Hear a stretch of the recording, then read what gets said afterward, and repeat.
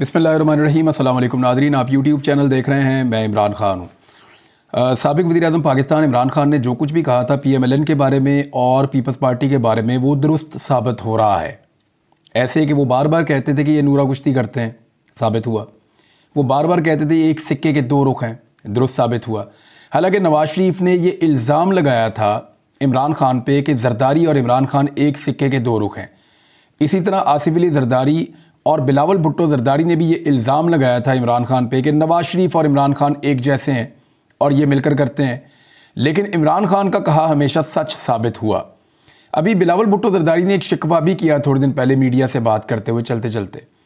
उन्होंने कहा कि इमरान खान को तो कहा था लेकिन वो तो बात करने के लिए तैयार नहीं है। तो ये बात सच साबित हो गई कि इमरान खान ने कहा था कि ये दोनों इकट्ठे हैं, एक जैसे हैं, इन्होंने बंदर बांट की हुई है, ये बारी बारी पाकिस्तान पे हुक्मरानी करते हैं, इन्होंने सूबे भी आपस में बांटे हुए हैं। यानी खैबर पख्तूनख्वा जो है वो इनके कंट्रोल से निकल गया, लेकिन इन्होंने पंजाब को और सिंध को बांटा हुआ है। पंजाब PMLN के पास रहेगा, सिंध पीपल्स पार्टी के पास जाएगा और बारी बारी ये वफाक के अंदर अपनी हुकूमत बनाएंगे।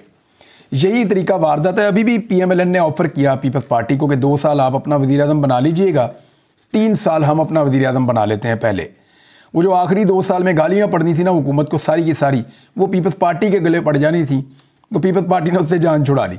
फ़िलहाल तो पीपल्स पार्टी हुकूमत का हिस्सा नहीं बन रही, लेकिन मेरे पास ये इन्फॉर्मेशन है कि पीपल्स पार्टी सिर्फ हालात को देखना चाहती है।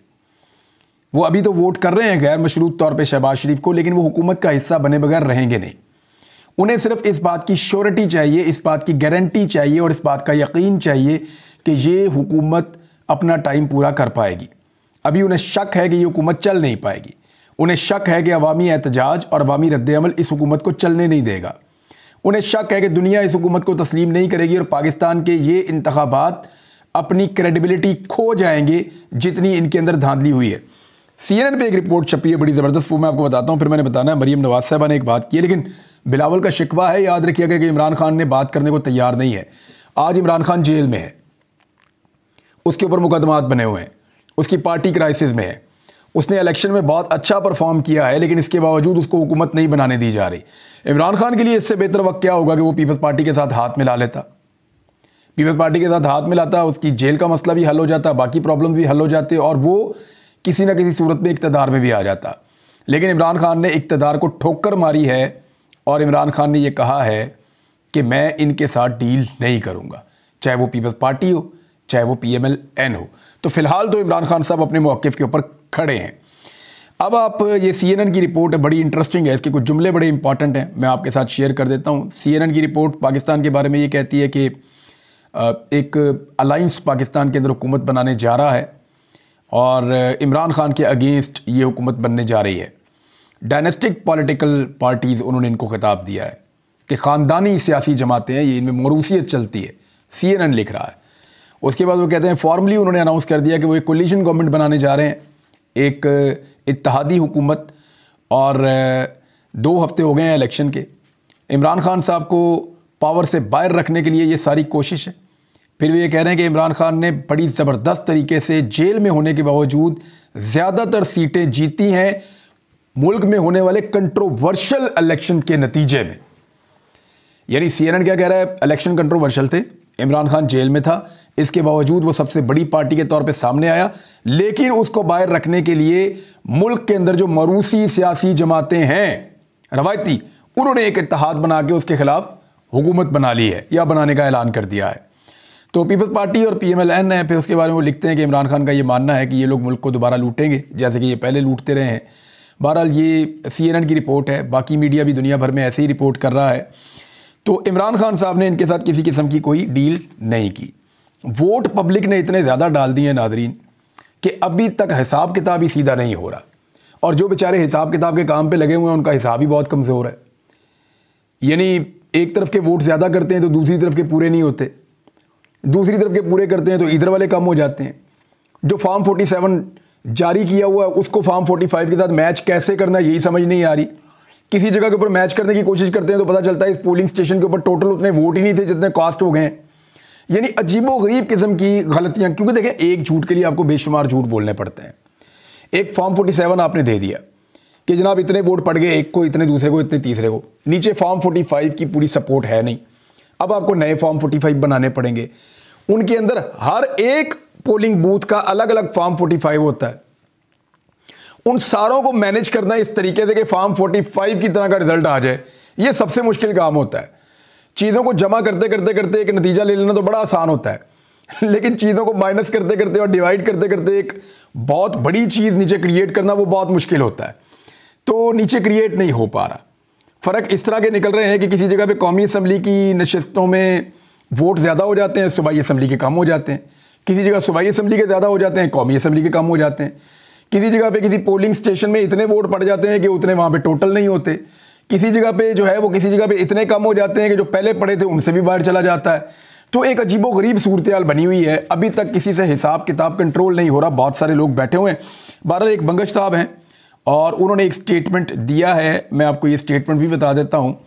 ये कामरान बंगश साहब हैं, इनका ताल्लुक पाकिस्तान तहरीक इंसाफ से है। वो ये कह रहे हैं कि अब ये लोग फॉर्म 45 को ही तब्दील कर रहे हैं, यानी फॉर्म 47 के ऊपर फैसला तो दे दिया, पहले हार जीत का फैसला कर दिया कि ये जीत गया वो हार गया, ये पहले इन्होंने कर दिया।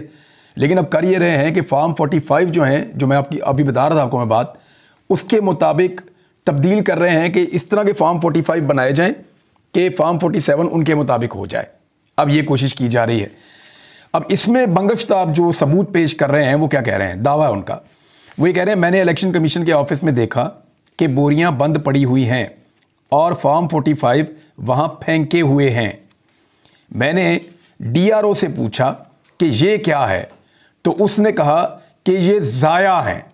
ये न्यूज़ कॉन्फ्रेंस के अंदर उन्होंने एक इल्ज़ाम लगाया है कामरान बंगश साहब ने। वो कह रहे हैं जी फॉर्म 45 अब ये लोग तब्दील कर रहे हैं और उनको तब्दील करने के बाद एक लीगल जवाज़ बनाएंगे कि जनाब असली फॉर्म 45 ये हैं, जो इनके पास हैं वो असली नहीं है, लिहाजा ये नतीजा जो हमने बनाया ये ठीक है। ये काम एक दिन में भी हो सकता था, लेकिन क्योंकि काम बड़ा लंबा है तो 2 हफ्ते होने को हैं और काम अभी तक मुकम्मल नहीं हो सका।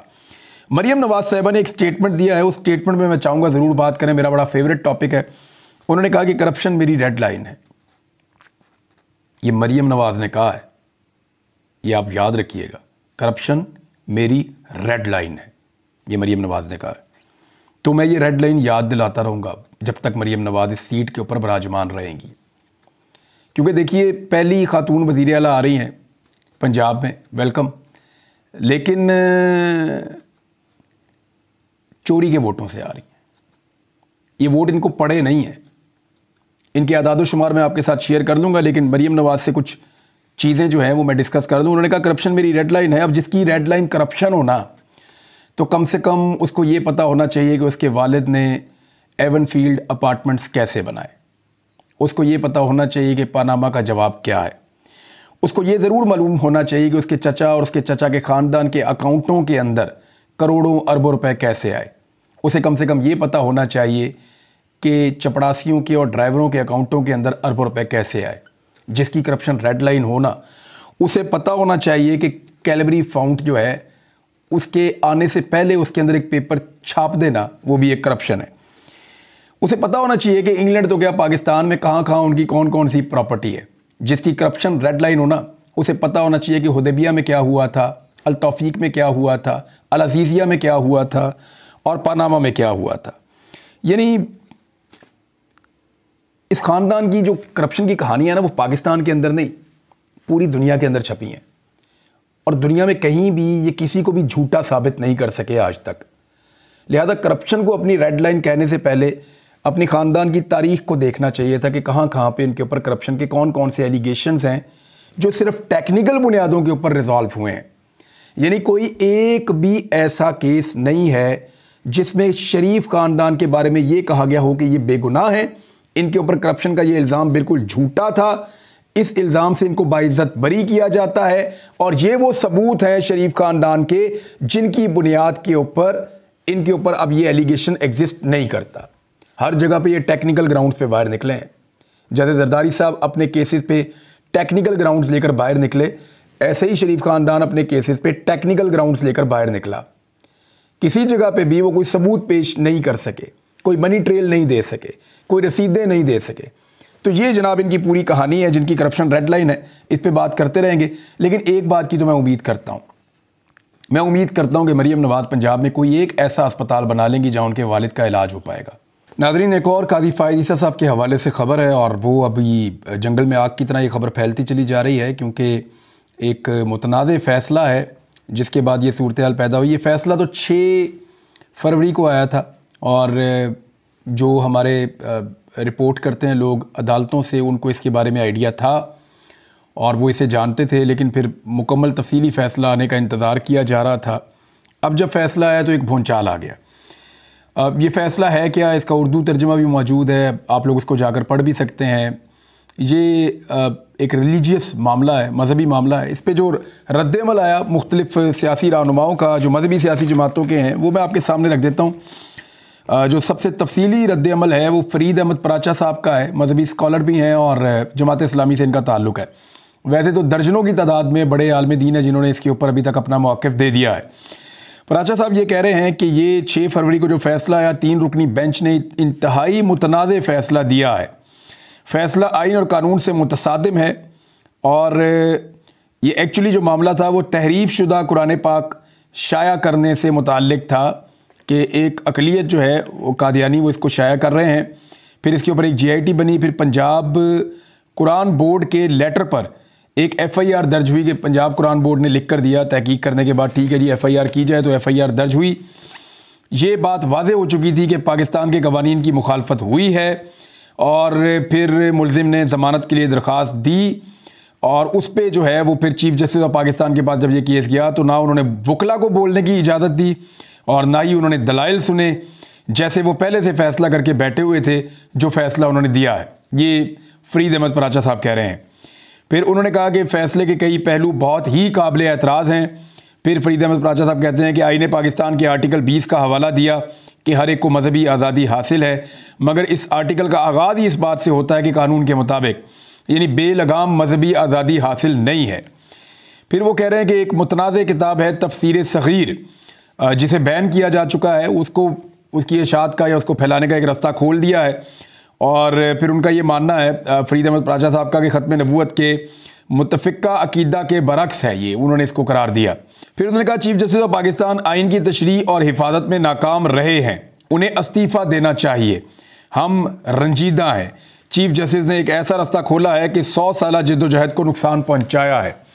ये तो फ़रीद अहमद पराचा साहब का जी इसके ऊपर स्टेटमेंट है। फजलुर रहमान साहब ने भी इसके ऊपर स्टेटमेंट दिया है, अब्दुल गफूर हैदरी साहब ने भी इसके ऊपर स्टेटमेंट दिया है। अच्छा, फजलुर रहमान साहब क्या कह रहे हैं? मौलाना फजलुर रहमान साहब का मैं एज इट इज़ आपको स्टेटमेंट पढ़ के सुना देता हूँ। उन्होंने कहा चीफ जस्टिस कादी फ़ायद ईसा का कादियानियों को अपने मज़हब की तबलीग के लिए इजाज़त देना शरीयत, आइन और कानून के ख़िलाफ़ है। इस फ़ैसले को मुस्तरद करते हैं। फ़ैसले में पेश किए गए कुरान के हवाले गलत और बददियानती पर मबनी हैं। आइम्मा और खुतबा जुम्मे के खुतबों में इस फ़ैसले के ख़िलाफ़ आवाज़ बुलंद करें।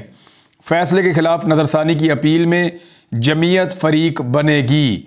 मौलाना फजलुर रहमान साहब का स्टेटमेंट जी। इसके बाद अब्दुल गफूर हैदरी साहब, ये भी JUI से इनका ताल्लुक़ है। ये फरमा रहे हैं जी कि चीफ जस्टिस कादी फ़ायद ईसा की राय को अहमकाना और जाहिलाना करार देते हुए उनसे इस्तीफ़े का मुतालबा कर दिया है।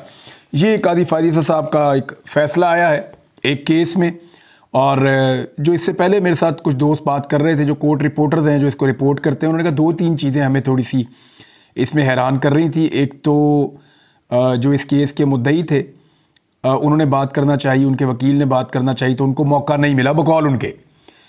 दूसरा, उन्होंने कहा कि मामला कोई और था और डिटेल के अंदर बहुत ज़्यादा चीज़ें आ गईं, यानी इतनी ज़्यादा चीज़ें डिटेल के अंदर ना भी आती तो वो मामला जो है वो किसी और चीज़ का था, एक ज़मानत का मामला था। बहरहाल ये चीज़ें भी आगे चलेंगी, देखते हैं रिव्यू इसका होता है तो क्या होता है, क्योंकि फजलुर रहमान साहब की जमात ने कहा है कि जब इसको रिव्यू के अंदर जाएंगे तो हम इसके अंदर पार्टी बनेंगे। मजहबी मामला है, हसास नौयत का मामला है। इससे पहले भी कादी फ़ायद ईसा साहब जब फैज़ाबाद धरना हुआ था ख़त्म नबूवत के मामले पे, खादिम हुसैन रिजवी साहब ने जब धरना दिया था तो तब उन्होंने बड़ा ज़बरदस्त स्टांस ज़ोरदार तरीके का लिया था कादी फ़ायद ईसा साहब ने। अब ये इस मामले के अंदर देखते हैं कि क्या होता है, आने वाले दिनों में आपको रिपोर्ट कर देंगे जितना मुनासिब होगा, क्योंकि ये मजहबी मामला है और यहाँ पर लोगों के जज्बात जो हैं उनकी बड़ी कदर है और उनके जज्बात की बड़ी अहमियत है। अब तक के लिए इतना ही। अपना ख्याल रखिएगा, अपने इस चैनल का भी। अल्लाह हाफ़िज़।